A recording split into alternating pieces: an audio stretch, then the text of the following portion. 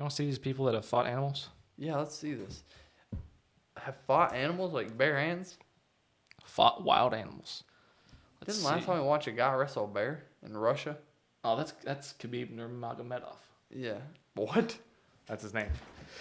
Or I don't know if it's Khabib or Habib Nurmagomedov. He's an undefeated UFC fighter. All right, let's see. 16 people who went toe-to-toe with wild animals and won. Canadian punches cougar outside coffee shop to save his dog. That poor cougar just wanted a cup of coffee for the morning, and he had to go out and punch him in the face. Look how innocent that guy looks right now. He wasn't out to harm nobody.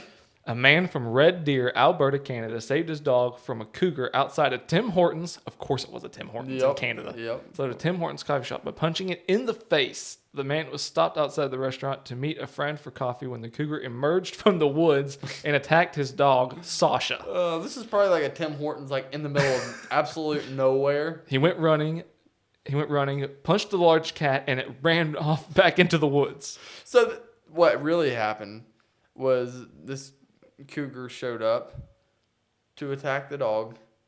Then it started running away, and this Canadian just chases it down, tackles it, and starts punching it in the face. Because he punched it once, it says. Okay, but it says that it was already running away. What do you chase it down? And I don't think that's the way it was, because it says he went running, punched the large cat, and ran out back into the woods. I think what the guy was running. Yeah, I think what it's saying is like the dog, like his dog was kind of off to the side, and then the cat came. He ran over and punched the cat. That's what that cougar gets. Actually, I'll change it. That's what that cougar gets. He shouldn't try Can to you attack that dog. I'd punch a cougar. Jeez, can you imagine the balls on that guy? Oh yeah. To run and punch a cougar? Oh yeah. I'm not punching a cougar. Have you seen that movie Talladega Nights? Yeah, I haven't seen very many movies, but I've seen that. Jumps out at it in the car. Oh, it's great. Wait, I don't think I remember that part. You don't remember the cougar in the car, and that's how he teaches them how to drive again? I don't think so. What? All right, you need to go home and watch that again. It's been a long time since I've seen that movie. I only saw it like probably right around the time it came out, and I haven't really seen it since. I remember him. What did he stab himself in the leg to like show he was like paralyzed or something, and then he like tried to dig it out with another knife or something. I remember that part. Oh, that's great. And then when he's like screams that he's on fire and he's like running in his around underwear. the track, yeah. Oh man, I didn't like the ending of that movie at all. It was just weird. All right. Farmer bites a python, slowly strangling him.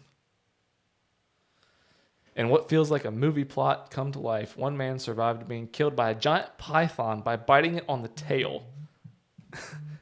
In April 2009, Ben...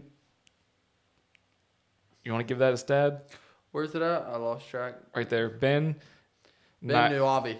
Niobe? Niobe, yep. Ben Niobe, a manager of a farm in Kenya, was at work one day when he... Well, where's Kenya? We looked at a... That's like in Africa. Or by Africa. Is it? Yeah. Was at work one day when he accidentally stepped on a 13-foot python, proceeded to wrap himself around and drag him up a tree. Large snakes are known to slowly suffocate their prey to ready it for digestion. Unable to free himself and not wanting to be crushed to death by the powerful snake, Narabi calmly waited nearly 3 hours until the snake's tail was close enough to his face and bit down. 3 hours? Just like, if that thing's 13 foot, its body was probably like right here in his face. He probably had him like right in here. He probably could have reached down and bit him like the first 5 minutes. 3 hours? That would hurt. That'd be scary, man. Could you imagine a snake being wrapped around you for 3 hours like that? The snake loosened its grip, which was all Niobe needed to reach into his pocket for his cell phone. He called for help, and the police arrived shortly afterwards. Was freed by python and put into blah, blah, blah. Later it escaped. It wasn't seen again. Okay, so he... Oh, it escaped? Yeah. What? How are you going to get dragged up a tree by a snake and wait 3 hours? I have no way. We need to talk to this guy. 3 hours. I bet he's on drugs.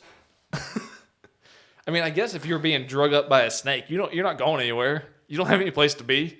You think a snake can drag a full-grown man up a tree? Oh yeah. Think so? A 13-foot python? Maybe. You're For right, sure. Yeah. Could you imagine like looking down this hallway right now and just seeing like a 13-foot python coming at us? I'm going out that window. I bet I beat That's you where out I'm the going. window. I bet I beat you out the window. You might, but I'm getting out that window. I'm gonna rub Buddha's belly for good luck, like we talked about in the first podcast, and throw him that way.